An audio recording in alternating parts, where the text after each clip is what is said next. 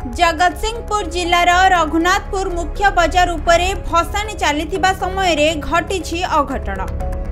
रघुनाथपुर मुख्य बजार थाना पाखरु 100 मीटर दूर रे शह शह लोकंक उपस्थिति रे जणे युवकों को मारणास्त्र रे गोड़ाई हणा जायछि। पैसा मगा को केंद्र करी युवकों को मारणास्त्र रे आक्रमण करी रक्ताक्त करिसंती। युवकों पिठी रे आक्रमणर क्षत रहिछि। सूचना अनुसार अभिजित नायक को जगन्नाथपुर ग्रामर मुन्ना पैसा मागिबारु अभिजित मना कर देथिले, जहा फल मुन्ना रागिकी मारणास्त्र रे आक्रमण करथिले। आतंक खेलाइथिबा मुन्ना एबे रघुनाथपुर थाना रे अटक रहिछि। रघुनाथपुर पुलिस उक्त मारणास्त्र को जबत करिछि। अभिजित नायक एबे जगतसिंहपुर जिला मुख्य चिकित्सालय रे भर्ती होई चिकित्सित हेउछंती।